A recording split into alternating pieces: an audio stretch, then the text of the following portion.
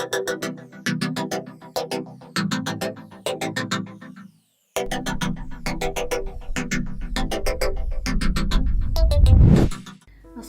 warahmatullahi wabarakatuh. Salam sejahtera bagi kita semua.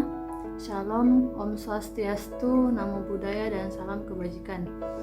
Pertama-tama saya ingin menyapa Bapak dan Ibu dosen penguji. Terima kasih telah meluangkan waktunya untuk melihat presentasi saya pada hari ini. Perkenalkan, nama saya Andi Siti Aisyah Rashid dari Fakultas Teknik Program Studi Arsitektur Universitas Fajar Makassar.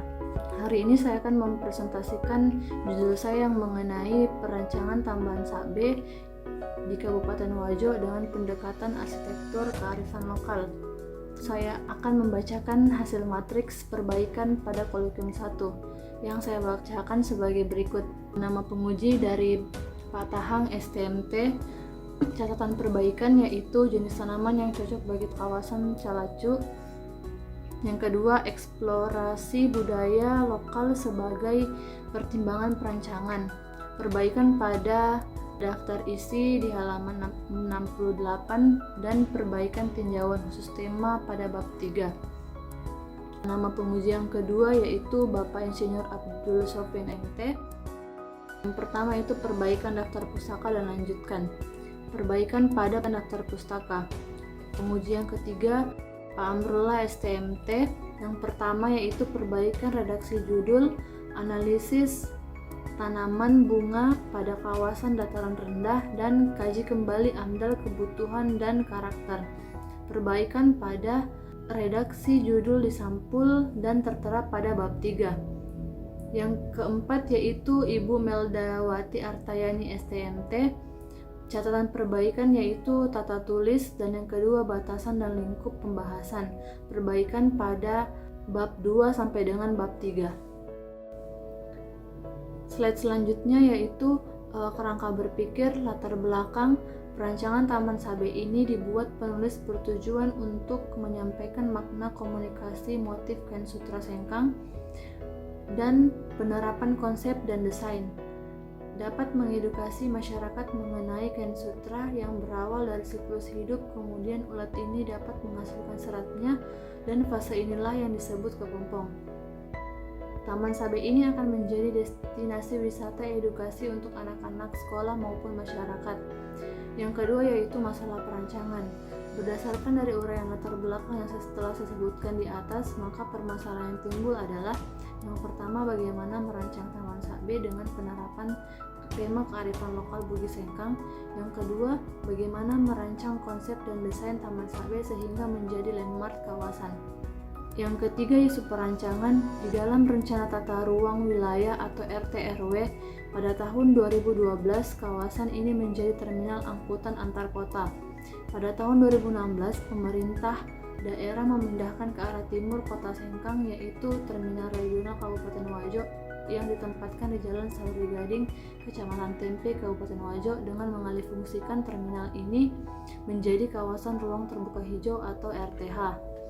Kearifan lokal umumnya diwariskan secara turun-temurun melalui cerita dari mulut ke mulut. Kearifan lokal berada dalam cerita rakyat, peribahasa, lagu, dan permainan rakyat. Kearifan lokal ialah sebagai pengetahuan yang ditemukan masyarakat lokal tertentu melalui kumpulan pengalaman dalam mencoba dan diintegrasikan dengan pemahaman terhadap budaya dan keadaan alam suatu tempat. Slide selanjutnya yaitu kearifan lokal Petenun Bugis Wajo.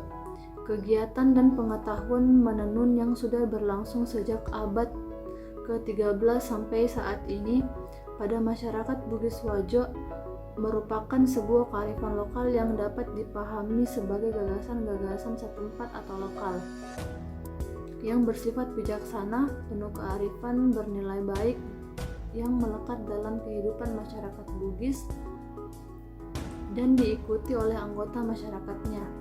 Kearifan lokal dalam kegiatan tenun pada masyarakat Bugis berkembang melalui mulut ke mulut atau melalui pendidikan.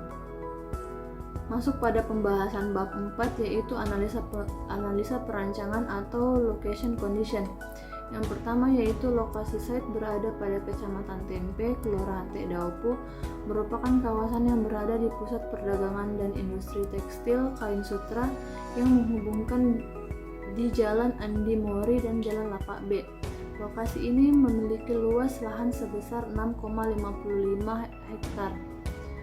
Tapak perancangan yang terpilih, lokasi Jalan Haji Andi Mori, luas lahan 65.500 meter persegi atau 6,55 hektar. KDB 40%, KLB 15 meter, GSB barat sampai dengan 10 meter, lebar jalan utama yaitu 8 meter. Selanjutnya, analisa klimatologi terbagi atas 3, yaitu analisa orientasi matahari, yang kedua analisa angin, dan yang ketiga analisa air hujan. Dan selanjutnya yaitu akses pencapaian ke tapak ada 4 view. Yang pertama yaitu di Jalan Andi Malingkaan, yang kedua di Jalan Lapabe, view ketiga di Jalan Andi Ninong, view keempat yaitu di Jalan Andi Mori. Slide selanjutnya yaitu tata guna lahan atau land use. Berdasarkan tata guna lahan yang ada pada perencanaan Taman Sabe di Kabupaten Wajo ini, maka dilakukan pembagian zona kawasan. Pembagian zona kawasan akan dibagi dan ditinjau menurut perkegiatan, lingkungan, dan potensi. Berikut zona kawasan yang akan direncanakan. Yang pertama yaitu zona Taman Sabe. Taman budaya seperti yang sudah kita ketahui bahwa mewadahi fungsi dan aktivitas yang berhubungan dengan kebudayaan yang diwadahi. Sehingga taman budaya menjadi salah satu jendela budaya, memberikan tempat bagi berbagai kesenian dan kebudayaan ditampilkan dan dipertunjukkan di tempat ini. Selain menjadi sarana pengenalan dan kebudayaan yang ada, taman budaya juga dapat berperan penting dalam upaya melestarikan budaya yang menjadi warisan leluhur. Salah satu kegiatan yang akan diwadahi yaitu memamerkan hasil kerajinan kain tenun sutra sengkang dan mengedukasi masyarakat yang belum mengetahui secara langsung bagaimana siklus kehidupan ulat sutra sehingga menjadi kain sutra.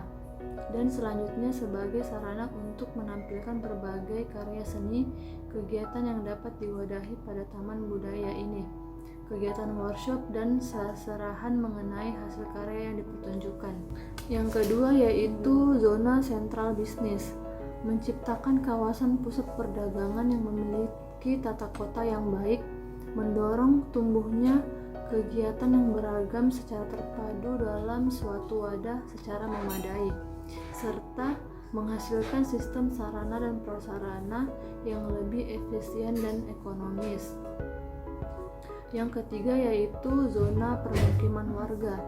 Lingkungan perkampungan suku Bugis berbentuk mengelompok dan berjajar merupakan bagian dari strategi pemilihan lokasi.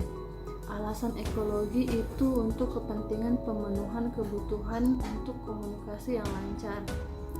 Pada permukiman akan direncanakan sebuah hunian yang mengadopsi arsitektur rumah adat Bugis Wajo dengan filosofi bentuk rumah tradisional yang bersegi empat senantiasa dibangun menghadap pada 4 penjuru angin, yaitu timur, barat, utara, dan selatan. Orientasi arah rumah senantiasa menghadap ke arah utara dan timur. Arah utara mendukung makna sumber penghidupan positif dan arah timur merupakan sumber cahaya. Bentuk rumah masyarakat Bugis dibangun atas dasar sebuah pandangan yang berasal dari model keseimbangan kosmos. Pada falsafah yang diyakini oleh sebagian besar masyarakat suku Bugis yang memandang bahwa jagat raya berbentuk segi empat atau sulapapa yang terdiri dari langit, bumi, dan pertiwi. Bentuk denah persegi empat didasari pada pandangan bentuk sulapapa di mana secara horizontal dianggap sebagai diri manusia, yaitu ada kepala, badan, dan kaki. Pandangan ini diaplikasikan ke dalam bentuk ruangan, yaitu ruang depan, tengah, belakang. Tertera pada keterangan pada konsep, yang pertama itu terdapat main entrance, yang kedua area parkir bus dan mobil, yang ketiga area parkir sepeda motor, 4 penanda, 5 museum sutra, 6 area kolam, 7 area taman, 8 koridor, 9 masjid, 10 area perdagangan industri tekstil sutra, 11 area permukiman tenun sutra, dan yang ketiga adalah exit keluar masuknya motor dan atau kendaraan. Slide selanjutnya yaitu warna wajah kawasan.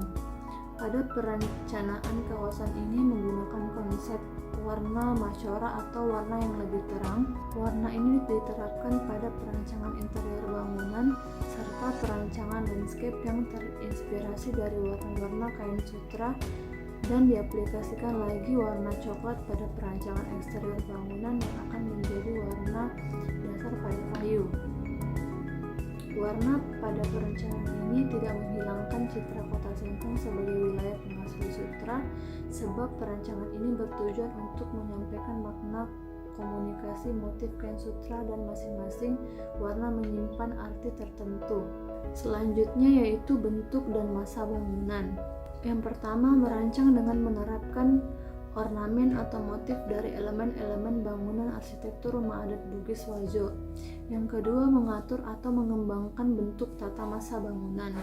Yang ketiga yaitu menerapkan tema kearifan lokal dalam perancangan kawasan Taman Sabe sehingga menciptakan pembentukan karakter melalui tampilan bangunan. Berikut saya tampilkan gambaran konsep perencanaan pada kawasan ini. Yang pertama yaitu saya akan menjelaskan filosofi dari bentuk bangunan Museum Sutra. Motif ini bermakna simbol kehidupan. Arah untaian daun berputar ke kanan, di tengahnya terdapat simbol 8 penjuru angin yang menyerupai roda atau bunga yang sedang mekar. Bagian atas dan bawah bunga yang sedang kuncup. Keseluruhan motif hias ini kemungkinan besar untuk pengejaran nilai estetis semata, agar segenap penghuni merasa senang dan betah di rumah. Dan yang kedua yaitu terdapat pada eksterior bangunan. Motif yang diterapkan yaitu sutra bala cobo. Dalam kesehariannya, corak runcing atau bala cobo ini banyak digunakan oleh mereka yang sedang melakukan proses pendekatan hingga proses melamar dalam adat Bugis. Dan yang ketiga yaitu serat sutra, terinspirasi dari proses pengokonan dengan mengeluarkan serat sutra yang dihasilkan oleh kelenjar sutra yang berada di mulut larva ulat. Dan selanjutnya untuk zona sentral bisnis yaitu atap rumah adat Bugis. Jadi saya mengambil tipologi bangunan yang berasal dari rumah adat Bugis, yaitu rumah adat Bugis memiliki arti filosofi tersendiri bagi masyarakat pemangkunya. Dunia atas atau yang disebut boting langit, kehidupan di atas alam sadar manusia yang terkait dengan kepercayaan yang tidak nampak, suci, kebaikan, sugesti, dan sakral. Slide selanjutnya yaitu sirkulasi dan parkir. Berikut gambaran rencana sirkulasi dan parkir Taman Sabe di Kabupaten Wajo. Konsep yang didapat telah melakukan analisa tentang sirkulasi bagi kendaraan dan pejalan kaki adalah yang pertama, jalur kendaraan dibuat memutar satu arah pada kawasan Taman Sabe sehingga lebih efektivitas. Yang kedua yaitu jalur kendaraan masuk dari arah barat dan keluar dari arah timur. Lokasi yang belum memiliki pedestrian sehingga perlu dibuatkan jalur pedestrian bagi kenyamanan pejalan kaki. Slide selanjutnya yaitu jalur pejalan kaki. Upaya untuk menciptakan lingkungan perkotaan yang sesuai dengan karakteristik dan tuntutan kebutuhan pejalan kaki sehingga pusat kota tetap manusiawi, menarik bagi warga untuk datang, tinggal, bekerja, dan melakukan kegiatan lainnya dalam rangka memenuhi kebutuhan jasmani dan rohaninya. Yang kedua yaitu ruang terbuka. Ruang terbuka hijau memberikan manfaat mengisi vegetasi berupa tumbuhan dan tanaman di kawasan perkotaan dan pemanfaatannya bagi masyarakat baik dari segi ekologi, sosial budaya, dan ekonomi estetika. Selanjutnya penanda Yang pertama yaitu petunjuk arah, identitas tempat, informasi, dan peta kawasan. Selanjutnya, pendukung aktivitas. Aktivitas pendukung kegiatan diartikan sebagai semua guna lahan yang kegiatan memperkuat ruang publik perkotaan. Bentuk, lokasi, dan karakteristik suatu kawasan akan menarik fungsi-fungsi guna lahan dan kegiatan yang spesifik. Dan yang terakhir adalah preservasi. Preservasi atau perlindungan tidak hanya diberlakukan untuk bangunan bersejarah, tapi juga untuk bangunan dan tempat yang dianggap perlu dilestarikan. Dan selanjutnya, konsep sistem utilitas terbagi atas dua, yaitu utilitas bangunan dan utilitas landscape.